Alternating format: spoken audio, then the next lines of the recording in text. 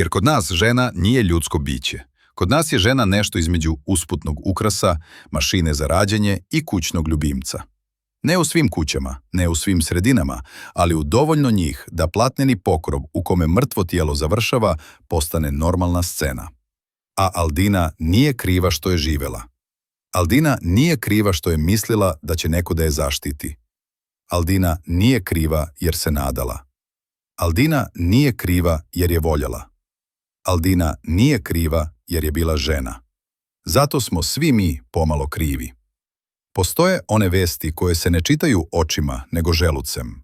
Vijesti koje progutaju vazduh, zabiju se pod rebra i ostave onaj metalni okus krvi u ustima, iako krv nije naša.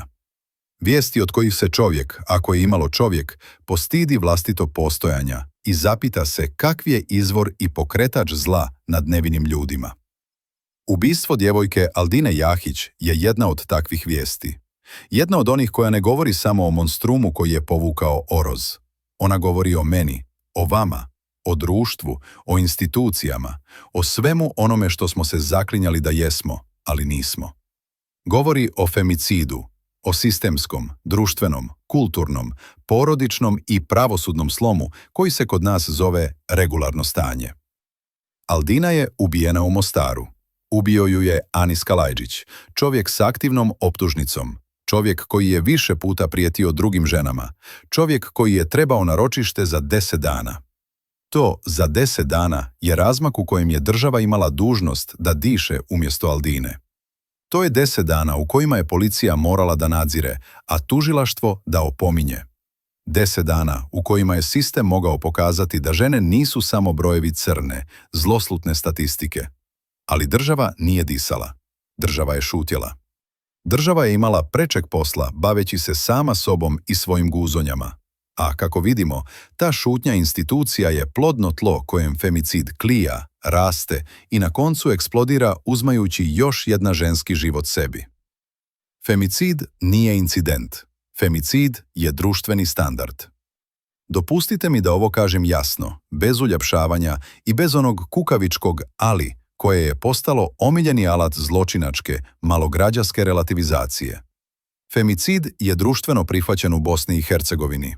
Ne u zakonu, ne u deklaracijama, ne u saopštenjima EU, nego među ljudima, u mentalitetu, u komšiluku, u institucijama, u porodicama koje bi prije prekrile djevojčino tijelo ćebetom srama nego nazvale policiju. U komentarima na mrežama gdje se, uz svu monstruoznost, ubijenoj ženi i njenoj shrvanoj porodici drži moralna lekcija. Jer kod nas žena nije ljudsko biće. Kod nas je žena nešto između usputnog ukrasa, mašine za rađanje i kućnog ljubimca. Ne u svim kućama, ne u svim sredinama, ali u dovoljno njih da platneni pokrov u kome mrtvo tijelo završava postane normalna scena. U dovoljno tih kuća se i dalje govori šuti da te ne snađe gore. U dovoljno njih pa institucije samo kimnu i stave predmet u fioku, jer ženska muka ne zvoni dovoljno glasno. Ona je gotovo stvar folklona na nesretnom blakanu. Žensko je da bude nesretno, submisivno i autodestruktivno. Ako nije tako, nešto ne valja. Sa ženskom osobom da bome misli se zli Balkan. Kad institucije šute, ubice govore umjesto njih. I onda, naravno, dođe tragedija, dođe krv, dođe mrtva žena, dođe naslov, dođe Aldina Jahić. I onda se institucije probude, pa se, gle čuda, i one šokiraju. Ministar policije izađe pred kamere, govori o provjerama i nema saznanja, kao da se radi o izgubljenoj poštanskoj pošiljci. Tužiteljica se poziva na navodne informacije. Iste one institucije koje su trebale čuvati njen život sada peru ruke kao Pilat. A samo ih jedno treba pitati. Zašto čovjek s potvrđenom optužnicom, s više prijetnji, s historijom nasilja, nije bio pod nadzorom? To pitanje je velika, tamna rupa u kojoj nestaje sav smisao pravne države. Ali kod nas pravna država postoji samo na papiru. U praksi postoje ljudi, svakojaki ljudi. Sa svojim raspoloženjima, predrasudama, poznanstvima, mizoginijom, neznanjem, ljenošću ili čistim nehumanim nemarom. Ako se potvrdi da je Aldina pokušala prijaviti prijetnje, a da joj je neko rekao pričekaj još malo, onda za njenu smrt nije odgovoran samo i jedino Kalajdžić. Onda je odgovoran svako ko je tu rečenicu izgovorio i mora odgovarati. U kamenu naših balkanskih sudova živi riječ ali.